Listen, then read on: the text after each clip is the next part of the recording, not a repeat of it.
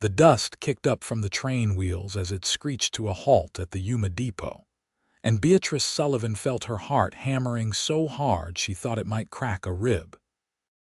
September 1882 had brought her halfway across the country to the Arizona Territory, where the heat pressed down like a heavy wool blanket, and everything seemed painted in shades of gold and brown.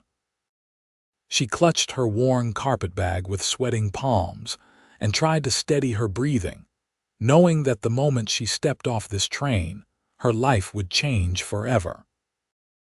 The accident back in Philadelphia had left her with more than just a pronounced limp.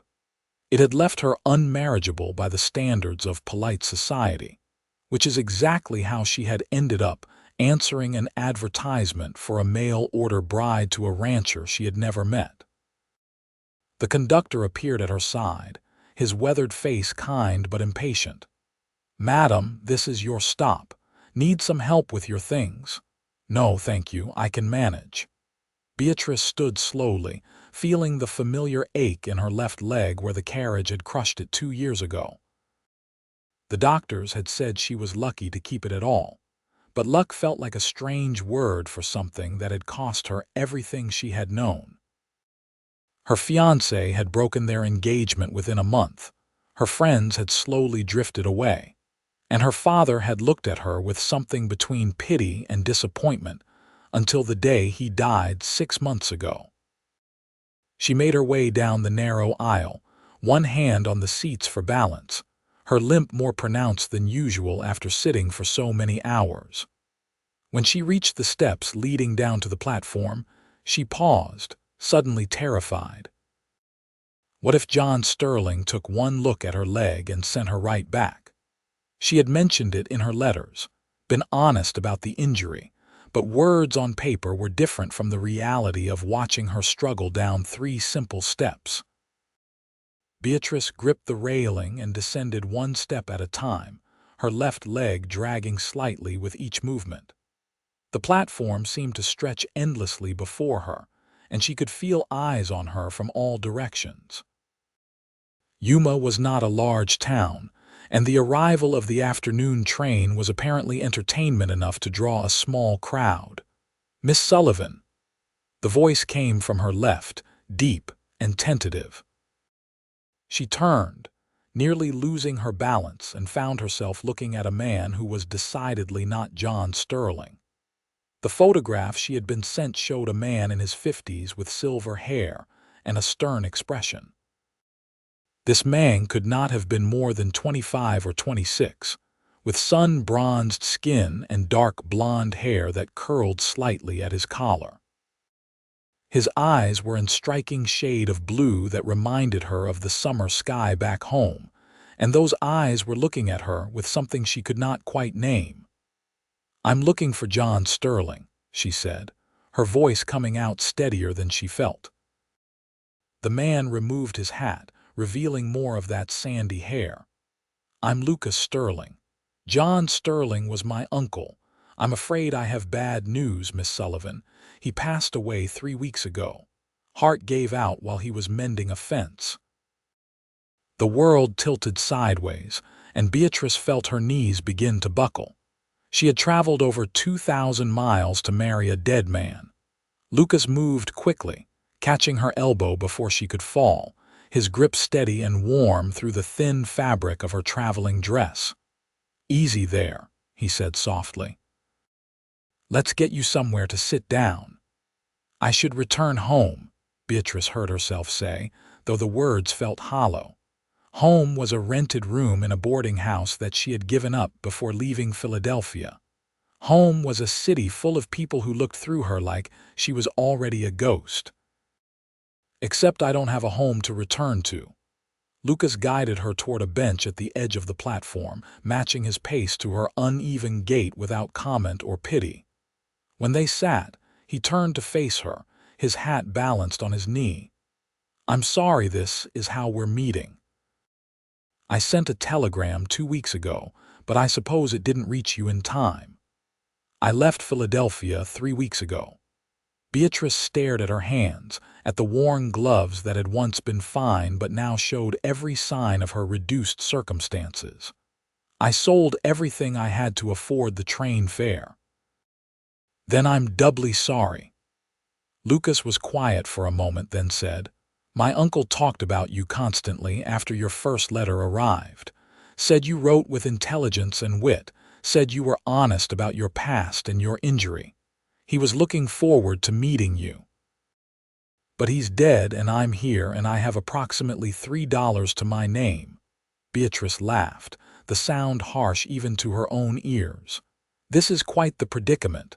Miss Sullivan, I want to show you something. Lucas stood and offered his hand. Will you trust me for just a little while? I promise I'll put you on a train back east if that's what you want after you've had some food and rest. But first, just come with me. She should have said no. She should have demanded he purchase her return ticket immediately. Instead, Beatrice found herself taking his hand and letting him help her to her feet. There was something in his voice, in those blue eyes, that made her want to believe that maybe, just maybe, she had not made the worst mistake of her life. Lucas collected her carpet bag and led her to a wagon waiting just beyond the depot. The horse, a sturdy bay mare, turned to look at them with large, intelligent eyes. This is Rosie, Lucas said as he helped Beatrice onto the bench seat. She's got a sweet temperament and good sense, which is more than can be said for most of the horses we've got at the ranch. How far is it? Beatrice asked as Lucas climbed up beside her and took the reins. About 7 miles northeast. The Sterling Ranch borders the Colorado River on one side and stretches out into grazing land on the other.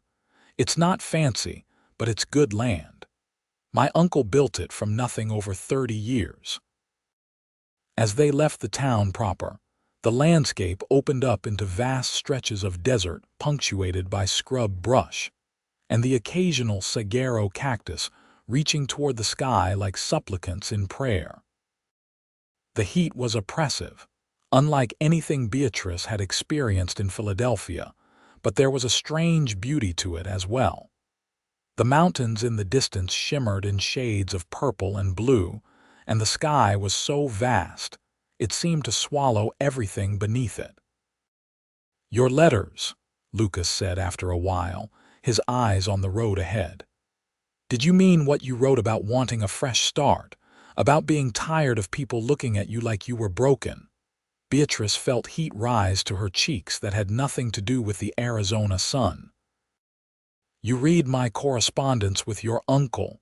He had me read them aloud to him in the evenings. His eyesight had been failing for the past year, though he did not like to admit it. Lucas glanced at her, his expression serious. I hope you don't mind. He did not have many pleasures left, and your letters brought him real joy. I meant every word, Beatrice said quietly. After the accident, everyone I knew treated me differently. They spoke louder, as though my leg injury had affected my hearing. They offered help I did not need and withheld opportunities I did. My fiancé, Edward, he told me he could not bear to be tied to a cripple for the rest of his life. As if I had chosen to step in front of that runaway carriage. As if my worth as a person had been completely erased by one moment of bad luck. He was a fool, Lucas said, and there was an edge to his voice that had not been there before. Begging your pardon for speaking plainly, but any man who would judge a woman's worth by something so shallow is not worth mourning. I stopped mourning him a long time ago. I mourned the life I thought I would have, the future I had planned. But Edward himself. No, I realized fairly quickly that I was better off without him. They rode in silence for a while, and Beatrice found herself stealing glances at Lucas when she thought he was not looking. He had strong hands, scarred and calloused from work, and the easy posture of someone comfortable in his own skin. His profile was striking, with a straight nose and a strong jaw, but it was the kindness in his eyes that kept drawing her attention back. May I ask you something? she said finally. Of course. Why did you want to show me the ranch? Why not just give me train fare and send me on my way? Lucas was quiet for so long that Beatrice thought he might not answer. Then he said, "Because you walked off that train with your head held high, even though I could see you were terrified. Because you were honest about your situation instead of trying to pretend everything was fine.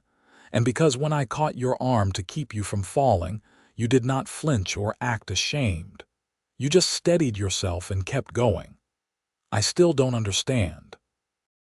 He turned to look at her fully then, and the wagon rolled to a stop. "My uncle left the ranch to me in his will. All of it, the land, the cattle, the house, everything.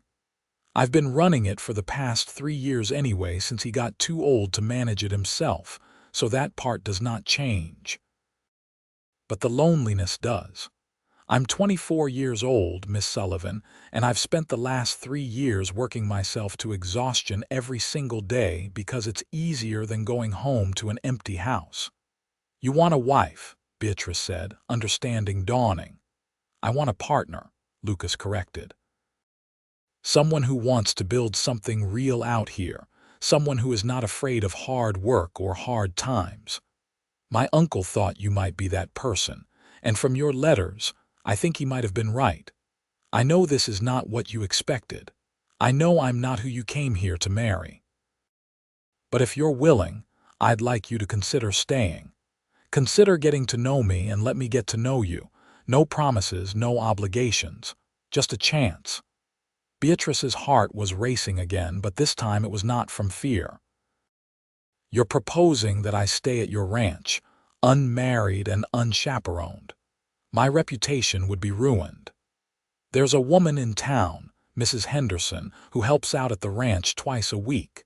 She could stay in the main house with you if that would make you more comfortable. I've been sleeping in the bunkhouse anyway since my uncle died, could not bring myself to take over his room. We would do this properly, Miss Sullivan. I would court you the right way." "Why?" The question burst out of her before she could stop it. "You could have any woman you wanted, Lucas. Why would you want someone like me?" He reached over and took her hand, his calloused fingers gentle against hers. "You walked off that train with a limp, and all I could think was that you walked perfectly into my life. Like you were exactly what I had been waiting for without knowing it. Call it instinct, call it foolishness, but I'd like the chance to see if I'm right." Beatrice looked down at their joined hands, at the contrast between his sun-darkened skin and her pale fingers. Every practical bone in her body screamed that this was madness, that she should demand he take her back to town immediately. But there was something in his words, in the way he looked at her without pity or judgment, that made her want to be brave. "Show me the ranch," she said, "and we'll see." The smile that broke across Lucas's face was like the sun coming out from behind clouds. He clicked his tongue at Rosie, and the wagon rolled forward again, carrying them deeper into the desert landscape. The Sterling Ranch appeared in the distance like a mirage, buildings shimmering in the heat. As they drew closer, Beatrice could make out a main house built of adobe with a covered porch that wrapped around 2 sides. There were several outbuildings, a barn, corrals with horses, and in the distance, she could see cattle grazing near what must be the river Lucas had mentioned. "It's beautiful," she said, and meant it. There was something honest about the place, something solid and real that appealed to her in a way she had not expected. Lucas helped her down from the wagon, and she took a moment to steady herself before attempting to walk. Her leg had stiffened during the ride, and the first few steps were always the worst. But she refused to ask for help, making her way slowly toward the porch. "Take your time," Lucas said behind her. "There's no rush." Something about those words, the casual acceptance of her pace, made Beatrice's throat tight with emotion. She had spent 2 years having people either hurry her along or try to carry her, as if she were completely incapable of managing on her own. Lucas simply walked beside her, matching her uneven stride without comment. The inside of the house was cooler, with thick walls that kept out the worst of the heat. The furniture was simple but well made, and everything was surprisingly clean for a bachelor household. Lucas saw her looking around and had the grace to look slightly embarrassed.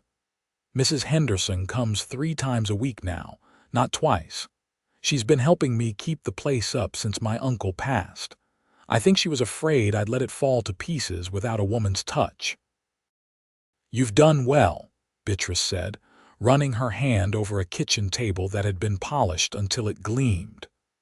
"My father never managed this level of cleanliness, even when my mother was alive."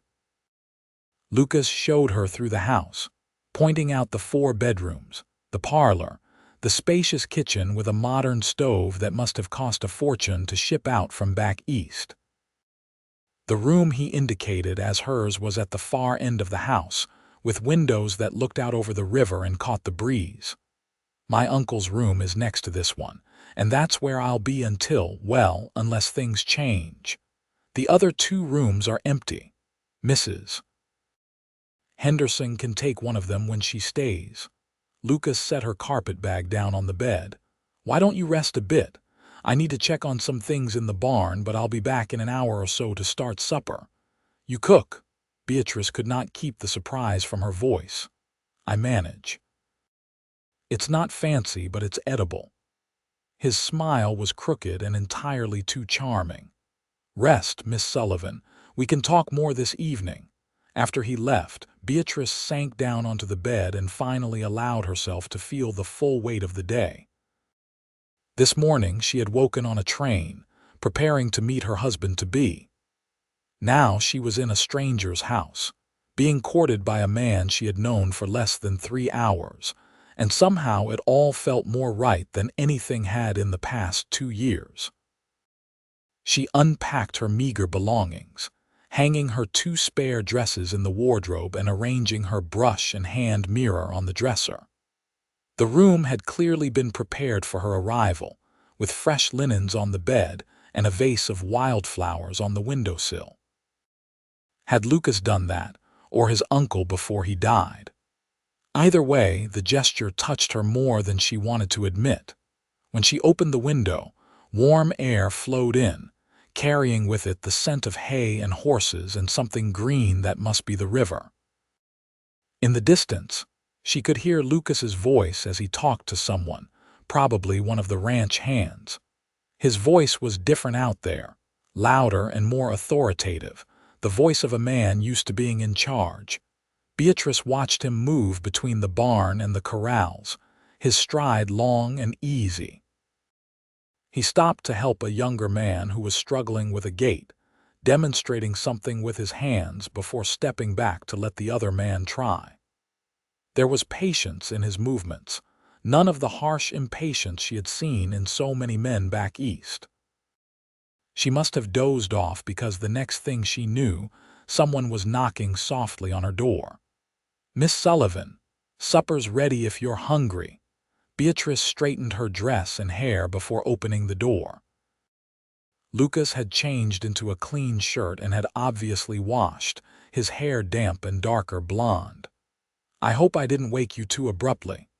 "No, I'm glad you did. I didn't mean to sleep so long." In the kitchen, he had set the table for 2 and was just pulling something from the oven. It turned out to be a reasonable attempt at biscuits, which he served alongside beans, bacon, and coffee strong enough to strip paint. "I told you it was not fancy," Lucas said, watching her take her first bite. "It's delicious," Beatrice said honestly. "Better than anything I could have scrounged up in my boarding house." They ate in companionable silence for a few minutes before Lucas said, "Tell me about Philadelphia. What was your life like before the accident?" Beatrice set down her fork, considering. "Ordinary, I suppose." "My father was a clerk at a shipping company. We were not wealthy, but we were comfortable.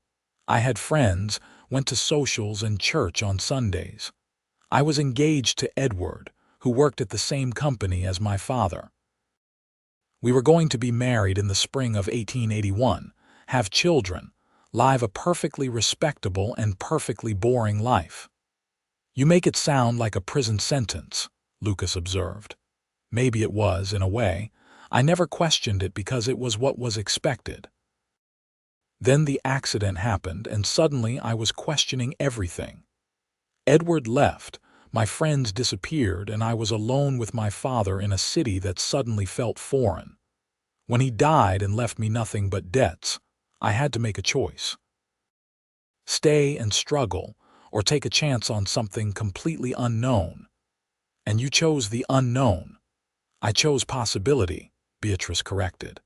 Even if it meant marrying a man I had never met and moving to a place I had only read about in books. Lucas leaned back in his chair, his blue eyes thoughtful. My turn. You want to know my story? Very much. I came to live with my uncle when I was 14. My parents died of fever back in Kansas, and John Sterling was my only living relative. He never married, never had children, so suddenly he had this angry, grieving boy thrust into his life. He could have sent me to an orphanage or put me to work for someone else, but he didn't. He taught me everything about ranching, treated me like the son he never had, and gave me a future. You loved him, Beatrice said softly. I did. His death was not unexpected. The doctor had been warning us for months that his heart was weak, but it still hurt like hell when it happened. And it left me here, running a ranch that's too big for one man, living in a house that echoes with emptiness. He met her eyes across the table. I meant what I said earlier. I think my uncle knew what he was doing when he kept corresponding with you. I think he was trying to give me one last gift. I'm not a gift, Lucas. I'm a person with flaws and fears and a leg that will never work properly again. I know that. But maybe we're both exactly what the other one needs. Maybe that's the gift. After supper, Lucas insisted on doing the dishes while Beatrice sat on the porch and watched the sun set over the mountains. The sky turned shades of orange and pink and purple that seemed impossible, like something from a painting rather than real life. The heat of the day was finally breaking, replaced by a coolness that was almost pleasant.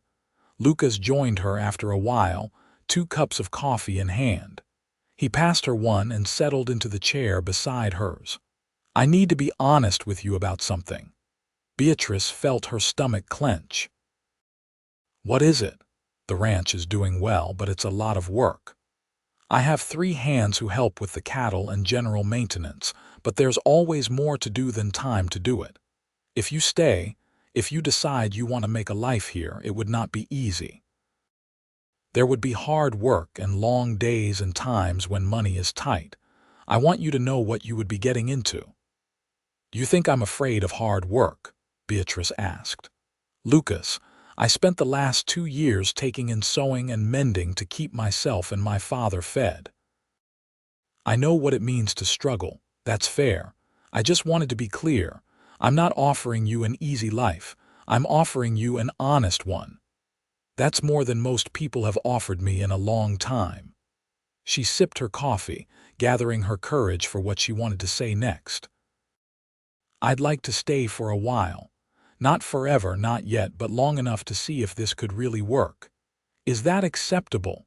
The smile that crossed Lucas's face was answer enough, but he said, more than acceptable. We'll do this right, Beatrice. I'll court you properly, and you can take all the time you need to decide. Hearing him use her first name sent a little thrill through her. Then we have an understanding. They sat together as full darkness fell, and Beatrice felt something she had not felt in a very long time. She felt hope.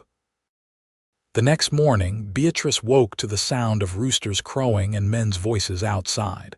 For a confused moment, she could not remember where she was, then it all came flooding back. Arizona. The ranch. Lucas.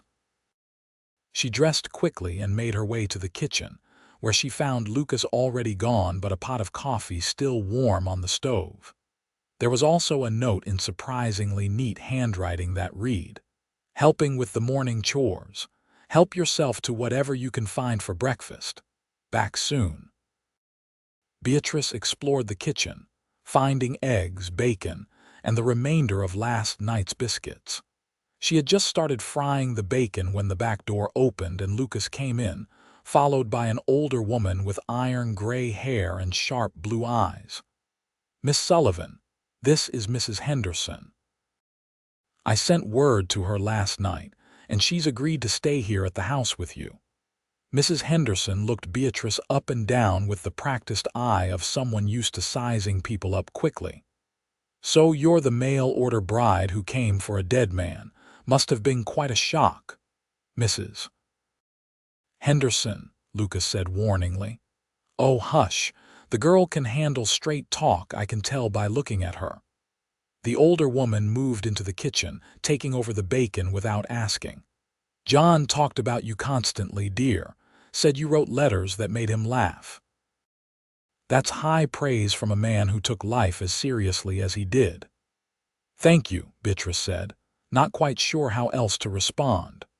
"Now, Lucas has explained the situation, and I think you're both crazy, but I'm old enough to know that crazy sometimes works out for the best.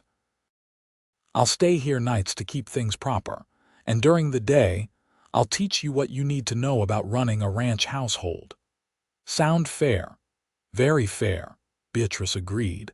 Liking this blunt woman despite herself, over breakfast, Mrs. Henderson laid out what she called the basics.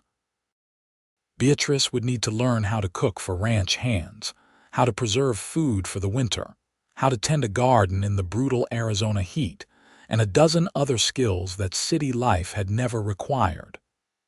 It was overwhelming, but also exciting in a way Beatrice had not expected. Lucas left after eating to work with the cattle, and Mrs. Henderson put Beatrice to work immediately. Despite her leg, Beatrice could handle most tasks if she was allowed to work at her own pace. Mrs. Henderson, bless her, seemed to understand this instinctively.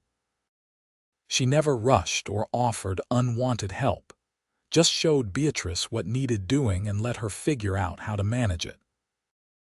By lunchtime, Beatrice's leg was aching and her hands were sore, but she had helped make bread, started a stew for supper, and learned how to work the complicated contraption that was the ranch's washing system. She was exhausted but satisfied in a way she had not been in years. Lucas came back to the house covered in dust, his face weary. "How was your first morning?" "Harder than I expected and more rewarding than I imagined," Beatrice said honestly. "I think I understand now why you sleep so soundly at night." Over the next few weeks, a routine developed. Lucas would rise before dawn to begin the day's work, and Beatrice would start her own chores with Mrs. Henderson's guidance. In the evenings, after supper, Lucas and Beatrice would sit on the porch and talk.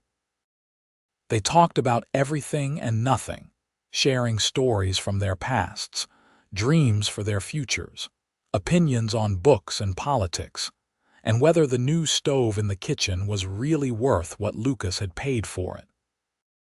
Beatrice learned that Lucas loved horses more than cattle, but kept cattle because they paid better. That his favorite time of day was early morning when the world was still cool and quiet. That he could not carry a tune to save his life but loved listening to music. That he missed his parents every single day but had made peace with their loss. Lucas learned that Beatrice had once dreamed of being a teacher, but her family could not afford to send her to normal school. That she had a sharp wit and sharper tongue when provoked. That she loved thunderstorms and hated spiders with equal passion. That she still sometimes woke up from nightmares about the carriage accident, the sound of the horses screaming and the crushing weight pinning her leg. One evening about 3 weeks after her arrival, Lucas reached over and took her hand as they sat watching the sunset. It was not the first time they had touched, but it was the first time it felt like a promise rather than simple courtesy. "I need to tell you something," he said quietly. Beatrice felt her heart skip. "What is it? I'm falling in love with you. I know it's too soon. I know we agreed to take things slow, but I can't keep pretending I don't feel this way. Every morning I wake up excited because I know I'll see you. Every evening is the best part of my day because we get to sit here and talk. You make me laugh, you challenge me, you fit into this life like you were made for it. He squeezed her hand gently. I'm not asking you to say it back. I just needed you to know. Beatrice felt tears prick her eyes. Lucas, I came here expecting to marry a stranger out of desperation. Instead, I found someone who sees me as a whole person, not just a woman with a bad leg. You've given me space to be myself, to work at my own pace, to find my place here without pressure or judgment. How could I not be falling in love with you too? He turned to face her fully, his free hand coming up to cup her cheek. May I kiss you? Yes, she whispered. The kiss was soft and sweet, tentative at first, then growing more confident. When they finally pulled apart, both were breathing hard and smiling. So where do we go from here? Beatrice asked. I'd like to marry you, Lucas said simply. Soon, if you're willing. I know we said we'd take time, but why wait when we both know this is right? There's nothing I want more, Beatrice agreed, but I want to do it properly. Let's wait a few more weeks, give me time to settle in completely, and then we'll have a proper wedding in town. Lucas grinned. You drive a hard bargain, Miss Sullivan. Soon to be Mrs. Sterling, she corrected, and kissed him again. The next morning, Lucas announced their engagement to the ranch hands over breakfast.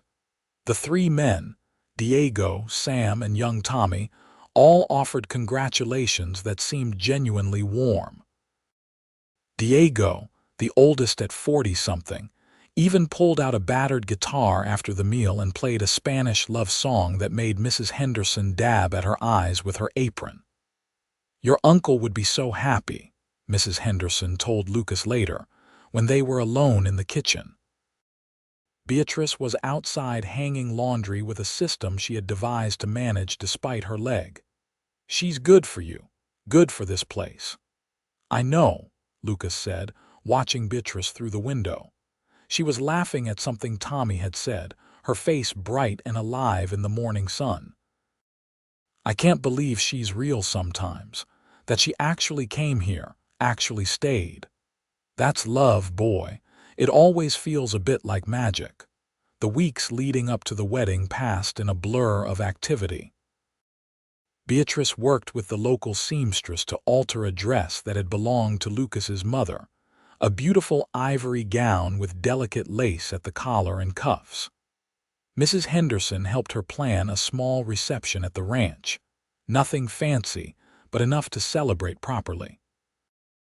Lucas threw himself into finishing projects around the ranch that he had been putting off, wanting everything perfect for when Beatrice officially became his wife. He repaired the front gate, painted the porch, and even built a small garden plot near the kitchen door where Beatrice could grow herbs and vegetables. One afternoon, about a week before the wedding, Beatrice was in the garden trying to decide where to plant the tomato starts when she heard the sound of an approaching rider. She shaded her eyes against the sun and watched as a woman in a dusty traveling suit rode up to the house. "Hello," the stranger called out. "I'm looking for Lucas Sterling. He's out with the cattle. Can I help you?" The woman dismounted, and Beatrice could see she was perhaps 30 with dark hair and a pinched expression. "I'm Margaret Foster. John Sterling wrote to me several months ago about a business matter. I've come to discuss it with his heir." Something about the woman's tone put Beatrice on edge, but she smiled politely. "I'm Beatrice Sullivan. Lucas should be back within the hour. Would you like some water while you wait?" "It's a hot day for traveling. Thank you." Margaret followed Beatrice into the house, her eyes moving constantly as if cataloging everything she saw. "You're the housekeeper." "I'm Lucas's fiancée," Beatrice corrected, leading the way to the kitchen. "We're to be married next week." "How convenient," Margaret said. and there was something in her voice that made Beatrice turn to look at her more closely. "What do you mean by that?" "Nothing at all.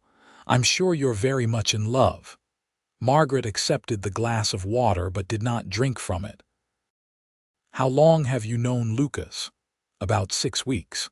I came here as a mail-order bride for his uncle, but John passed before I arrived." Beatrice sat down at the table, suddenly not wanting to stand for this conversation. "May I ask what business you had with John?" "I suppose you'll find out soon enough. John Sterling wrote to me 3 months ago offering to sell me a portion of his ranch land. We had agreed on terms, but he died before we could finalize the paperwork. I've come to see if his heir will honor the agreement." Beatrice felt cold despite the heat. Lucas hasn't mentioned anything about selling land. Perhaps he doesn't know, or perhaps he's been too distracted by other matters. Margaret's eyes flicked over Beatrice in a way that felt distinctly insulting. "In any case, I'll need to speak with him directly." When Lucas returned an hour later, dusty and tired, he found Beatrice and Margaret sitting in stiff silence in the parlor. His face went through several expressions when Beatrice introduced their guest, settling finally on carefully neutral. "Miss Foster, I did receive a letter from you after my uncle's death, but I'm afraid I've been too busy to respond properly. I understand. Running a ranch is time-consuming work." Margaret stood, smoothing her skirts. "I'll be direct, Mr. Sterling. Your uncle and I had agreed that he would sell me 200 acres on the western border of his property. I have the letters to prove it. I'm prepared to offer you the same price we discussed, $1,500. Lucas's jaw tightened. "I'm aware of the correspondence. However, my uncle never signed a formal contract, and I'm not inclined to sell any portion of the ranch." "That's disappointing. I had hoped you would be more reasonable than your uncle proved to be in his final days." "What do you mean by that?" Lucas's voice had gone dangerously quiet. "Only that he seemed confused in his last letters. Perhaps his illness was affecting his judgment. Surely a smart businessman would see the value in selling land he can barely manage as it is." "The ranch is doing fine," Lucas said, "and my uncle's mind was perfectly clear until the day he died." "I'm sorry you traveled all this way, Miss Foster, but my answer is no." Margaret's expression hardened.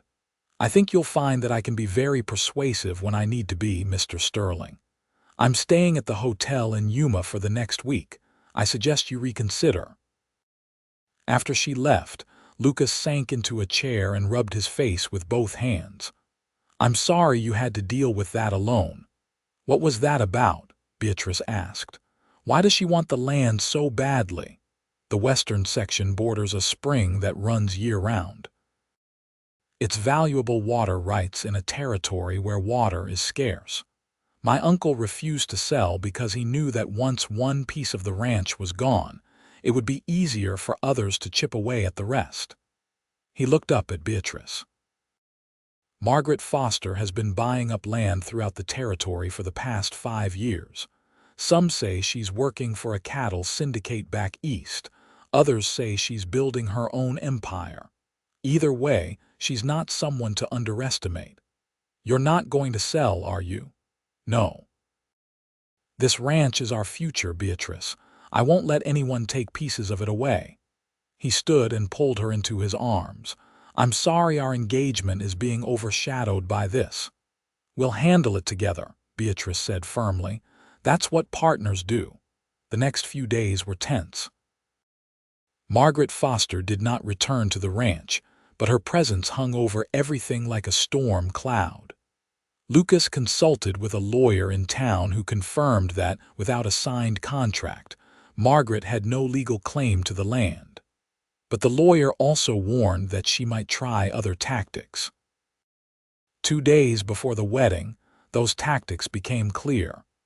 Beatrice was in town with Mrs. Henderson, picking up final supplies for the reception, when she overheard 2 women talking in the general store. "Did you hear?" Margaret Foster is saying that John Sterling was not in his right mind when he changed his will. Says he promised her that land and then gave everything to his nephew instead. That's awful. You think it's true? I don't know, but she's stirring up a lot of talk. Some people are saying Lucas Sterling is taking advantage, that he manipulated a sick old man. Beatrice felt anger rise hot in her chest. She turned to face the gossiping women. Excuse me, but I knew John Sterling in his final months through his letters, and I can assure you his mind was perfectly sound. Lucas has done nothing but honor his uncle's wishes and work himself to exhaustion keeping the ranch running. Anyone spreading rumors otherwise is either misinformed or malicious. The women's faces flushed red and they hurried out of the store without another word. Mrs. Henderson chuckled quietly. Well said, dear, but I'm afraid you've just declared war. Good, Beatrice said. I'm tired of people trying to tear down good people with lies. That evening, she told Lucas what she had heard. His face was grim. I knew she would try something like this. Destroying my reputation makes it easier to challenge my ownership of the ranch. What can we do? Nothing right now except live our lives and refuse to be intimidated. He took her hands. Beatrice, if you want to postpone the wedding until this is settled, I'll understand. Absolutely not. We're getting married in 2 days as planned. I'm not letting Margaret Foster dictate our lives. The wedding day dawned clear and bright, with a sky so blue it hurt to look at. Beatrice woke early, her stomach fluttering with nerves and excitement. Mrs. Henderson helped her into the ivory dress, which fit perfectly after the seamstress's alterations. The lace at the collar framed her face beautifully, and when she looked in the mirror, she barely recognized herself. She looked happy, truly happy for the first time in years. The ceremony was held in the small church in Yuma, with Mrs. Henderson, the ranch hands, and a few of Lucas's friends from town in attendance. The Reverend was an elderly man with kind eyes who spoke about love and partnership, and the courage it took to build a life in an unforgiving land. When Lucas saw Beatrice walking down the aisle, his face lit up with such joy that she felt tears prick her eyes.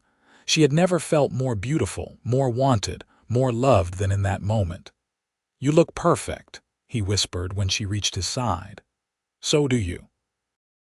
They spoke their vows in clear, steady voices, promising to love and honor each other through whatever came.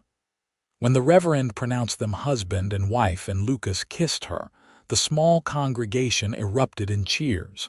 The reception at the ranch was simple but joyful. Mrs. Henderson had outdone herself with the food, and Diego played his guitar while people danced in the yard. Even stern Sam was caught smiling, and young Tommy got drunk on whiskey and declared that this was the best day of his entire life. As the sun began to set, Lucas pulled Beatrice away from the celebration and led her toward the river. They walked slowly, his arm around her waist to steady her on the uneven ground, until they reached a spot where the water ran clear and smooth. I have something for you, Lucas said. He reached into his pocket and pulled out a small wooden box. Inside was a simple gold locket on a delicate chain. It was my mother's. My uncle kept it safe for me all these years. I want you to have it. Beatrice felt tears spill over as he fastened the chain around her neck. It's beautiful. Thank you. Thank you, Lucas said, for taking a chance on me, on this life, on us. I know it's not what you expected when you got on that train in Philadelphia, but I hope it's better. It's so much better, Beatrice said. I came here thinking I was settling for whatever life I could scrape together. Instead, I found everything I didn't know I needed. I found purpose and partnership and love. I found home. They kissed as the sun painted the sky in shades of gold and red, and somewhere behind them, they could hear music and laughter from the celebration. But in that moment, It was just the two of them, beginning their life together. That night, after the guests had gone home and the house was quiet, Lucas carried Beatrice across the threshold of what was now their bedroom. They made love slowly, carefully, learning each other's bodies with tender exploration. When Beatrice tensed at the sight of the scars on her leg, Lucas kissed every single one and told her she was beautiful until she believed him. Afterward, lying tangled together in the darkness, Lucas said, "I love you, Beatrice Sterling." "I love you too," she said. "My cowboy who saw me walk off that train and somehow saw past everything I thought was broken." "Nothing about you is broken," he said firmly. "You're just exactly as you're supposed to be." The first few months of marriage were an adjustment period filled with both joy and challenge. Beatrice threw herself into learning everything about ranch life, determined to be a true partner to Lucas rather than just a housewife. She learned to ride a gentle mare named Daisy, adapting her seat to compensate for her leg. She learned to keep the ranch books, discovering she had a talent for numbers and organization that made Lucas's life significantly easier. She even learned to shoot a rifle, though Mrs. Henderson said her aim needed work. Margaret Foster continued to be a problem. She filed a formal lawsuit claiming that John Sterling's will was invalid due to diminished mental capacity. Lucas had to travel to the territorial courthouse 3 times in as many months to fight the claims. Each time, Beatrice watched him leave with a knot in her stomach, afraid that somehow Margaret would succeed in taking away the life they were building. But Lucas had one significant advantage that Margaret had not counted on: the respect of the community. John Sterling had been a well-known and well-liked figure in Yuma, and his friends came forward one by one to testify that he had been of sound mind until his death.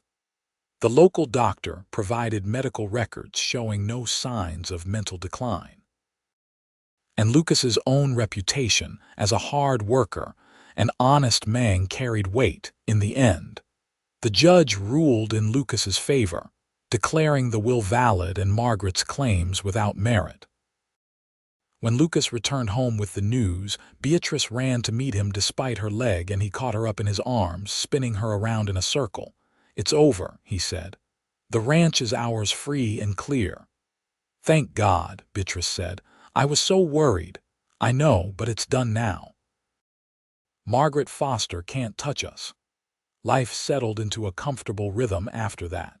The ranch prospered under their joint management.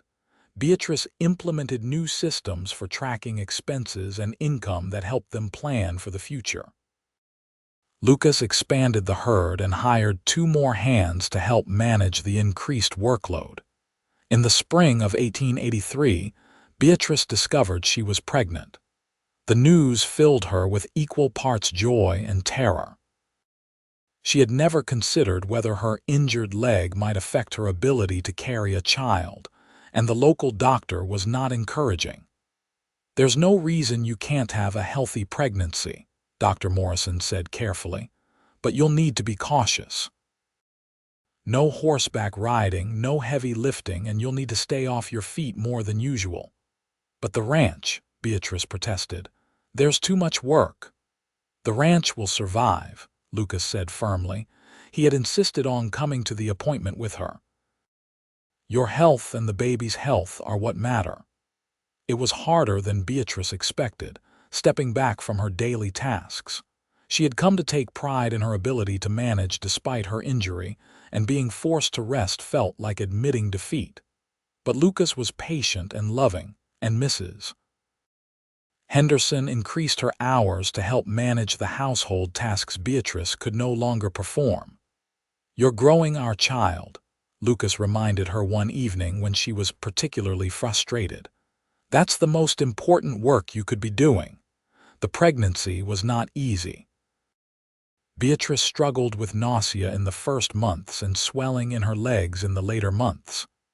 The injured leg, unable to handle the extra weight as well as her good leg, often ached fiercely. But through it all, Lucas was steadfast.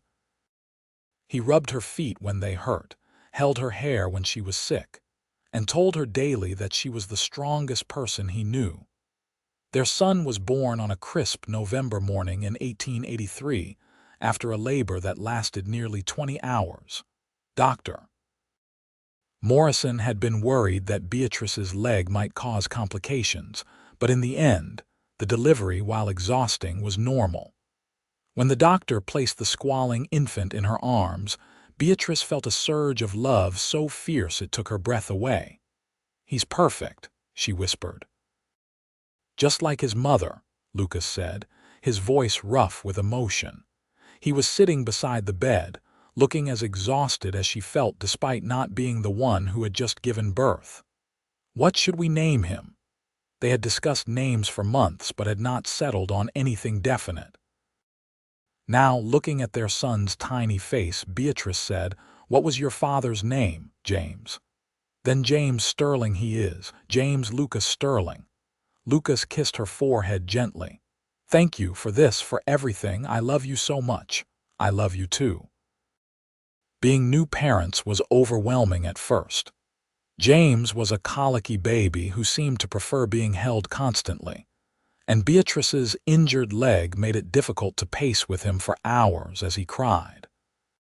But Lucas stepped up without complaint, walking the floor with his son in the middle of the night so Beatrice could rest. Diego's wife, Rosa, who lived in town but visited often, showed Beatrice tricks for soothing the baby and managing household tasks with an infant in tow. By the time James was 6 months old, things had settled into a new routine. Beatrice had regained enough strength to resume some of her ranch duties, though she was careful not to overdo it.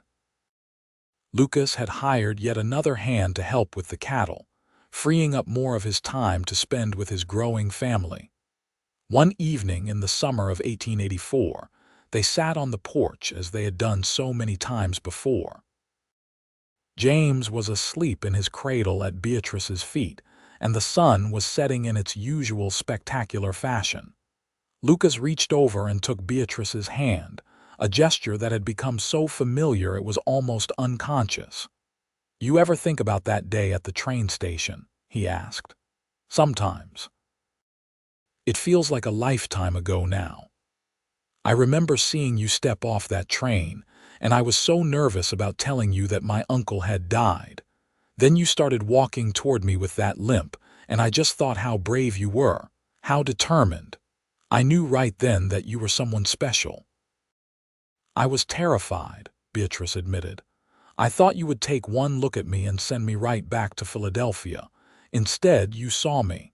Really saw me, not just the injury but all of me. Best decision I ever made was asking you to stay." Lucas lifted her hand and kissed it.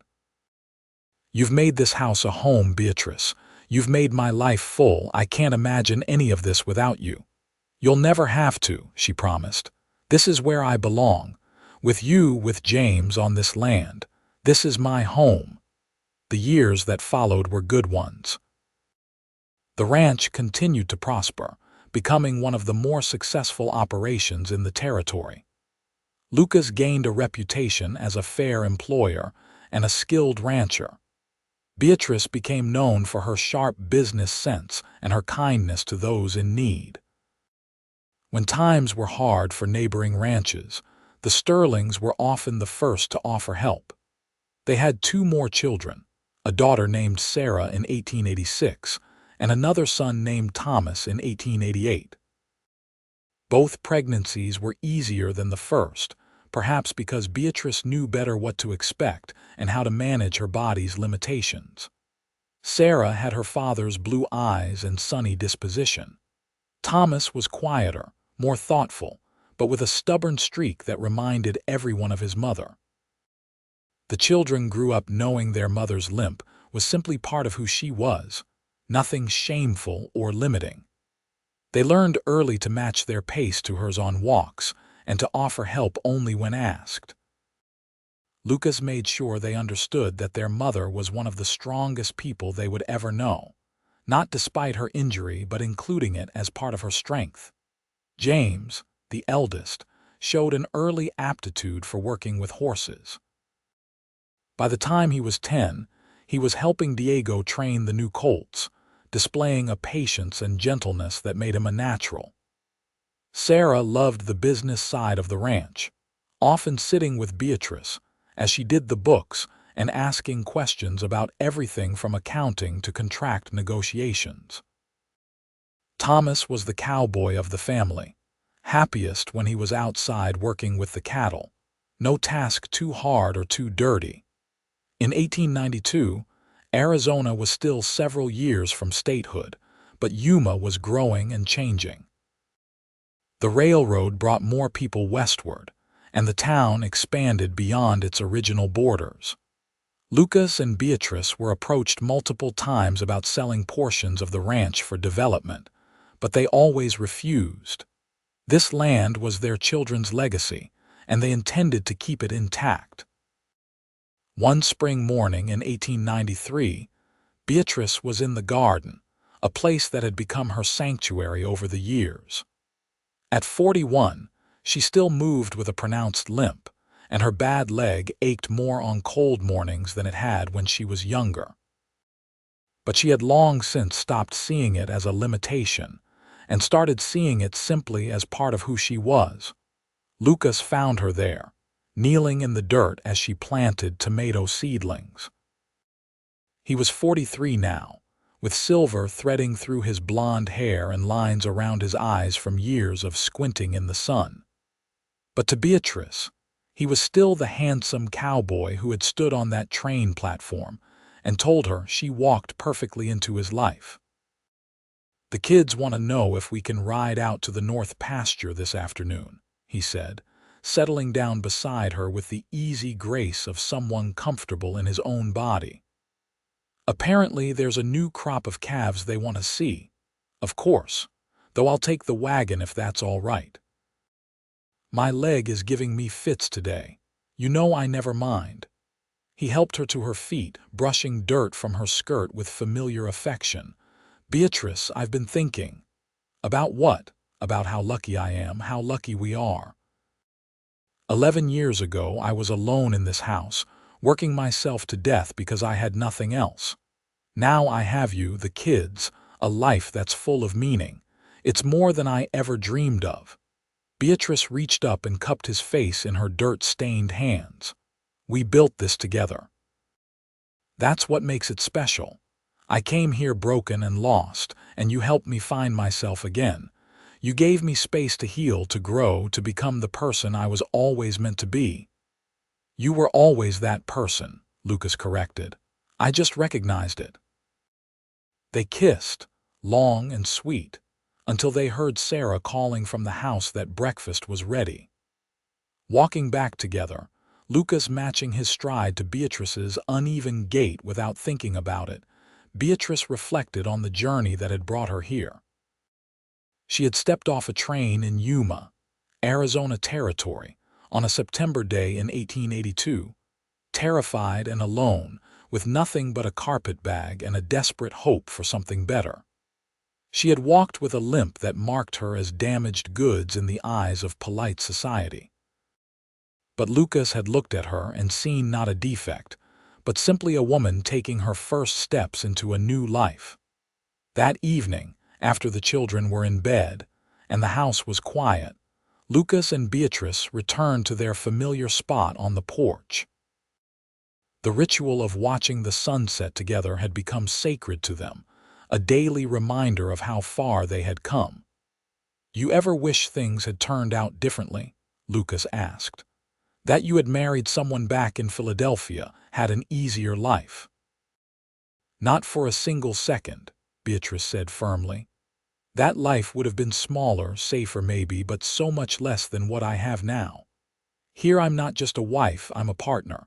I'm not just a mother, I'm a teacher and a rancher and a businesswoman. I'm fully myself in a way I never could have been back east." "I'm glad," Lucas said simply, "because I can't imagine my life without you in it."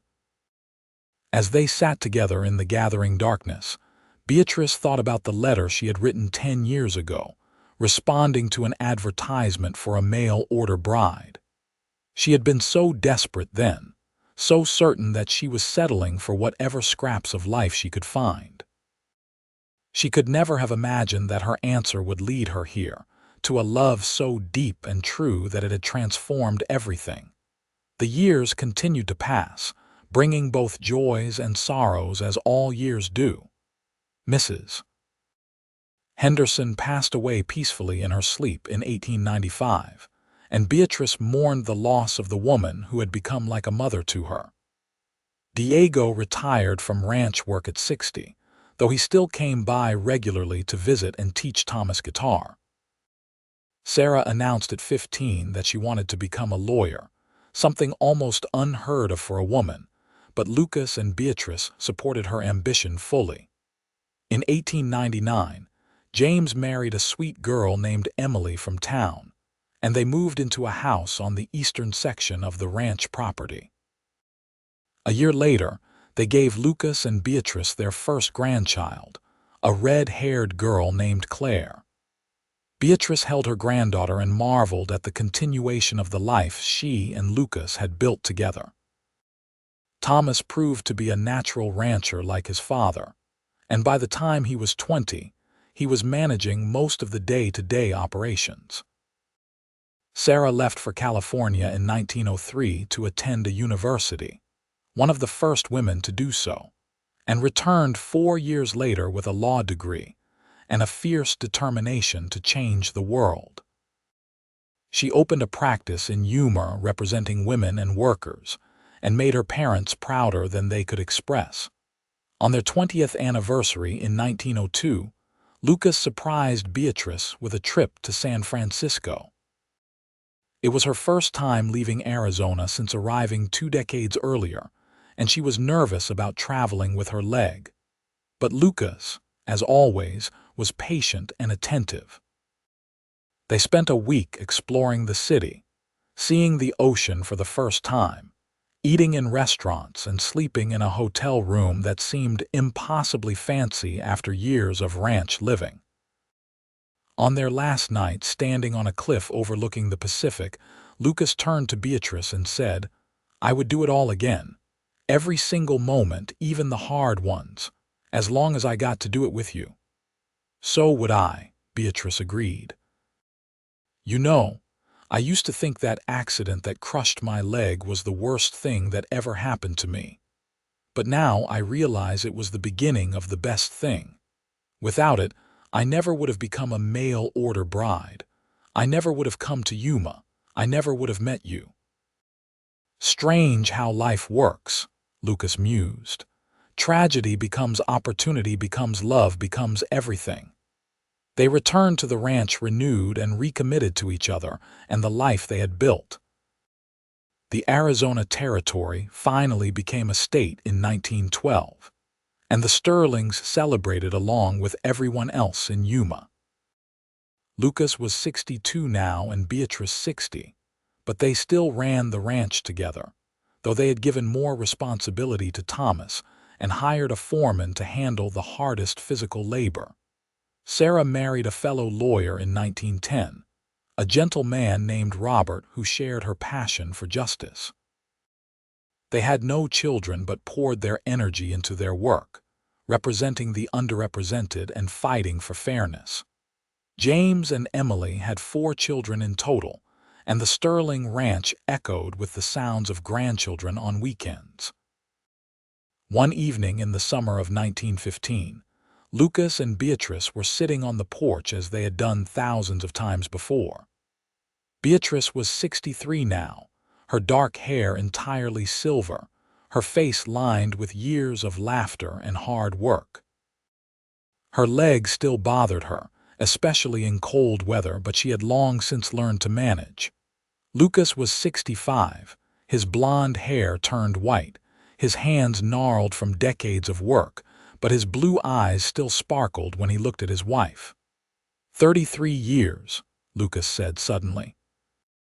33 years since you stepped off that train. Best 33 years of my life, Beatrice said, even though I'm old and gray now. You're beautiful, Lucas said automatically, Always have been, always will be, flatterer. But she smiled as she said it. I mean it. That day at the train station, I saw you walk off with that limp, and I thought you walked perfectly into my life. I still think that. Every single day you walk perfectly through my life, making everything better just by being in it. Beatrice felt tears prick her eyes, something that happened more easily now than when she was younger. Lucas Sterling, after all these years, you can still make me cry. Sorry, he said, not sounding sorry at all. They sat in comfortable silence, watching the sun set over the land they had worked together for 3 decades. The ranch was thriving, passing to the next generation but still firmly rooted in the love and partnership that had built it. Their children were happy and successful, their grandchildren healthy and full of promise. You know what I'm grateful for, Beatrice said after a while. I'm grateful that I had the courage to get on that train. I'm grateful that you had the kindness to see past my limp to the person underneath. I'm grateful for every moment we've had together, the easy ones and the hard ones. Me too, Lucas said. He reached over and took her hand, his grip still strong despite the years. You're my best friend, Beatrice, my partner, my love, my everything. Whatever time we have left, I want to spend every moment of it with you. That's the plan, she agreed. As darkness fell and the stars began to appear, one by one in the vast Arizona sky, Lucas and Beatrice continued to sit together. They had weathered storms and droughts, economic hardships and personal losses. They had raised 3 children and were now watching their grandchildren grow. They had built something lasting and good out of an unlikely beginning. In 1918, the First World War ended, bringing Thomas home safe from France, where he had gone despite being 30 years old, driven by a sense of duty to serve. The family rejoiced at his return, and the celebration at the ranch brought together 3 generations of Sterlings.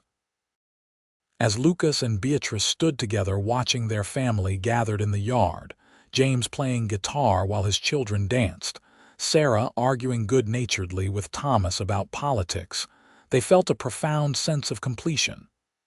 We did good, Lucas said quietly. We did, Beatrice agreed.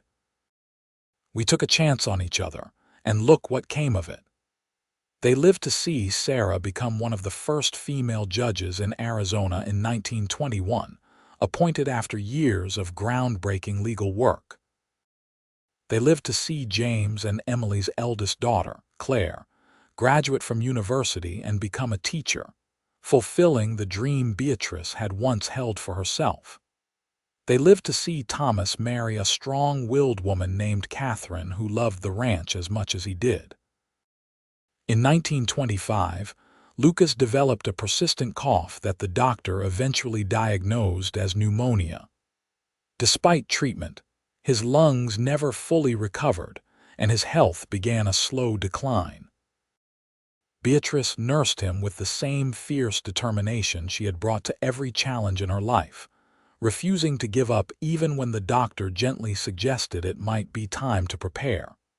Lucas rallied that spring, well enough to sit on the porch again and watch the sunset.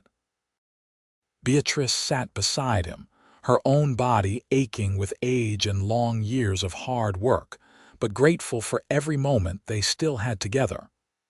I want you to know something, Lucas said one evening. I want you to know that loving you has been the greatest adventure of my life. Building this ranch, raising our children, growing old together, it's all been perfect because I got to do it with you.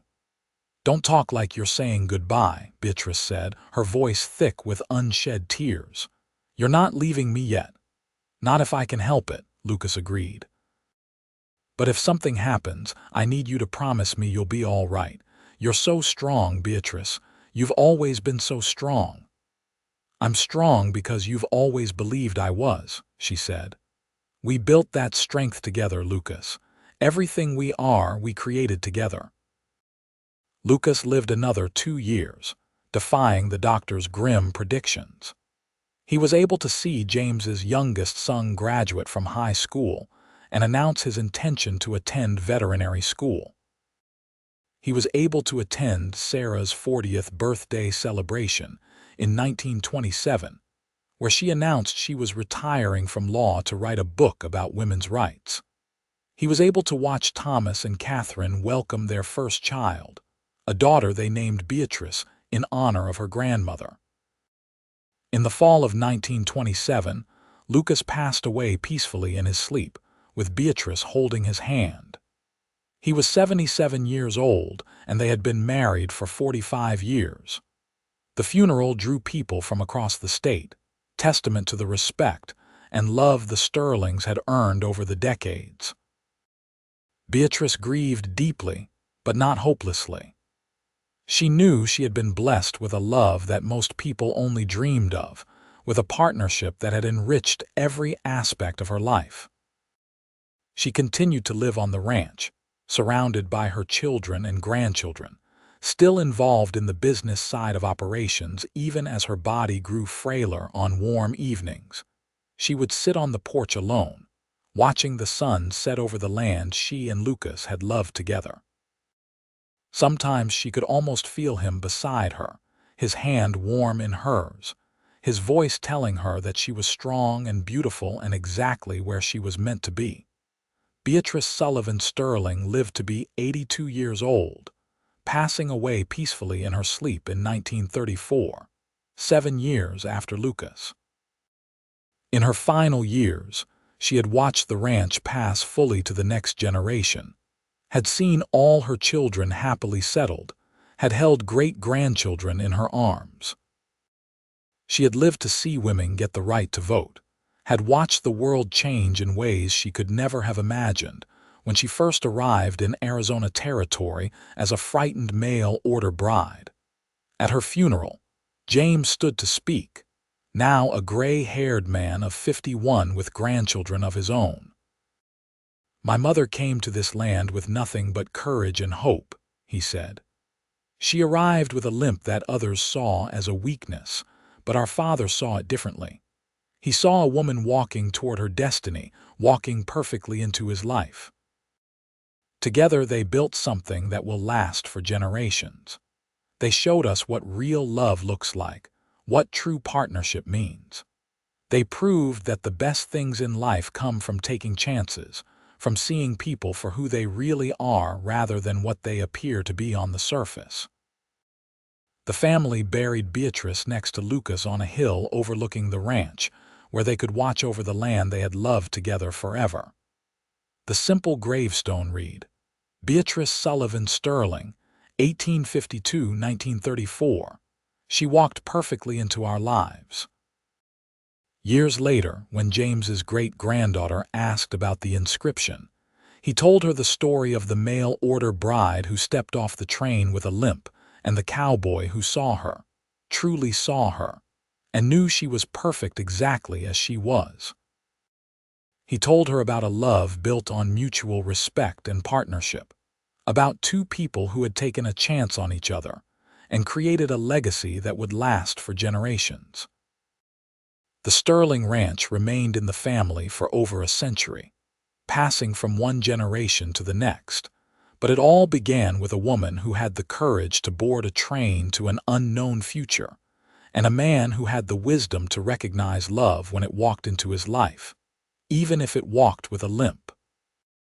Their story became family legend, a reminder that sometimes the best things come from the most unexpected places, and that true love sees not with the eyes but with the heart. The end of Lucas and Beatrice's story was also a beginning, the start of a family legacy built on the foundation of their love and partnership. The ranch they built together stood as testament to what two people could accomplish when they saw the best in each other, when they worked together through good times and bad, when they chose love over convenience and partnership over perfection. And somewhere in the warm Arizona sunset, their spirits walked together still, her hand in his, her pace uneven, his stride matched to hers, both of them exactly where they were always meant to be.